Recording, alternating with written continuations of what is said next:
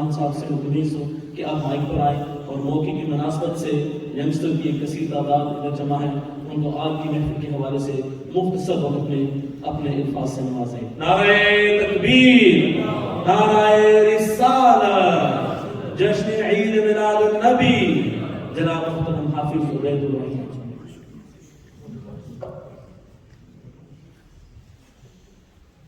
بسم الله الرحمن الرحيم. الحمد للمتوحد بجلاله المتفرد، والصلاة والسلام دوما على خير العنام محمد وعلى آله وصحبه أجمعين. أما بعد، فأعوذ بالله من الشيطان الرجيم. بسم الله الرحمن الرحيم. إن الله وملائكته يصلون على النبي يا أيها الذين آمنوا صلوا عليه وسلموا تسليما. اللهم صل على سيدنا ومولانا محمد وعلى آل سيدنا ومولانا محمد وبارك وسلم وصل عليه. مولاي صل وسلم دائما أبدا على حبيبك خير الخلق كلهم، محمد أشرف الأعراب والعجم، محمد خير من يمشي على قدمه. First and foremost, respectable brothers and sisters, honorable ulama kiram, assalamu alaikum wa rahmatullahi ta'ala wa barakatuh. Nara takbir, nara risalat, nara risalat. Assalamu alaikum wa rahmatullahi ta'ala wa barakatuh. First and foremost, all praise is due to Allah, Lord of all the worlds, our Creator, our Sustainer. And afterwards we send infinite durood and salawat upon the best of creation, the light of creation, the purpose of creation, and the pride of creation, our Master Sayyiduna Muhammadur Rasulullah sallallahu ta'ala alayhi wa sallam, Allahumma fidah. Last method that we had in this masjid, I spoke about the importance of the seerah of the Messenger of Allah sallallahu alayhi wa sallam in today's time. And today's topic I want to change once again, and this time look at Rasulullah alayhi salatu wasalam and how we should look at him sallallahu alayhi wasallam. The what is Rasulullah alayhi salatu wasalam to us? You know, today when we look at Rasulullah alayhi salatu wasalam, we want to, and many people outside, they want to scrutinize him, and they want to, aliyadu billah, be the Orientalists, the Western people, Western academics across the globe. Whenever they want to put Rasulullah alayhi salatu wasalam under the microscope, they will point him out as something. He was Muhammad sallallahu alayhi wasallam, the leader. Muhammad sallallahu alayhi wasallam, the general. Muhammad sallallahu alayhi wasallam, the husband. And what we've had, and unfortunately it's become a trend, is in Muslim circles as well, we focus so much on this that we forget the essence of what he sallallahu alayhi wasallam was. And how we can truly judge and benefit from him is when we finally look at him and put him under the microscope of Muhammadur Rasulullah sallallahu alayhi wasallam. That our Messenger sallallahu alayhi wasallam, although he was the best of military commanders to walk the face of the earth, he was the best of husbands, the best of fathers, the best of anything you could think of. First and foremost, our Messenger of Allah sallallahu alayhi wasallam was the best of creation and the leader of all the Anbiya alayhi salatu wassalam on this. And his specialties, if we look at Sayyidi Imam Ahmad Rida Khan rahmatullahi alayhi, in his fatwa he mentions that there are 30 khasa'is found in Rasulullah alayhi salatu wasalam that are found in no one else. 30 khasa'is that Sayyidi Imam Ahmad Rida Khan rahmatullahi alayhi mentions. And if you look at it throughout the Nara Takbir, Nara Risalat, Nara Risalat, Nara Hadri, Nara Tahqiq, Ulama Ahlus Sunnah. And when we look through time, we see that Sayyidi Imam Ahmad Rida Khan rahmatullahi alayhi mentions 30 khasa'is, 30 specialties of the Messenger of Allah sallallahu alayhi wa sallam, not found in any other Nabi alayhi salatu wassalam. And what we do find with the khasa'is of the Messenger of Allah and the mu'jizat of Rasulullah alayhi salatu wassalam is that although every other Nabi, the miracle they had, everyone recites the Mushrif, Allahumma salli ala Sayyidina Muhammad.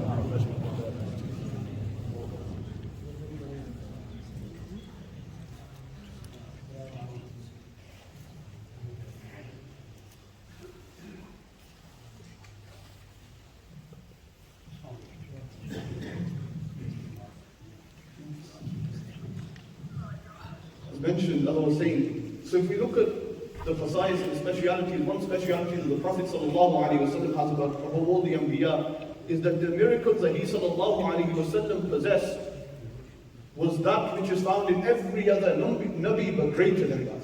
And I'll give you an example. The Messenger of Allah ﷺ in Masjid al-Nabawi al-Sharif, he had a tree that he used to lean upon. Now this tree, before there was a mimbar, the Prophet ﷺ, when he was tired in his khutbah, when he was tired in his address to the Sahaba, he would lean upon this tree. He would lean upon this tree and take the Sahara of this tree. Then one day, a Sahabiya comes to Rasulullah ﷺ and says, "O Messenger of Allah, I have a Najjar, a carpenter, and he will make a mimbar for you. He will make a pulpit for you if you wish." And the Rasul ﷺ says, "Make that mimbar." So this mimbar is made, and Rasulullah ﷺ now begins to address the Sahaba from the mimbar. And one day the Sahaba say, this is mentioned in Sahih Bukhari, the Sahaba say that they heard a crying sound during the time of the khutbah of Rasulullah ﷺ. And in one narration it mentions that that crying was such that it was as if a young child has been separated from its mother. And what happens then? Rasulullah ﷺ, he walks over to this tree and he places his hand upon this tree. And he says to this tree, "Why are you crying?" He said, "Ya Rasulullah, before you would lean on me, now you have a pulpit to lean upon. Before you would lean on me, now you have a pulpit to lean upon." And Rasulullah said, "I present to you two options. The first of those two options is this, that I will take you, this part of the tree, and I'll plant you back where you came from. That tree, that area, that place on the earth that you were first in, if you wish to, I will take you and plant you back there." And then Rasulullah ﷺ says the second thing, the second option you have is I will take you. That you will stay here and I will take you, and inshallah in Jannah you will be a tree in Jannah.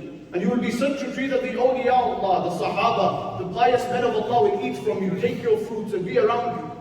And the tree, he begins to stop crying. From this we learn and we know that the Nabi alayhi, the Rasul sallallahu alayhi wa sallam was not your average man.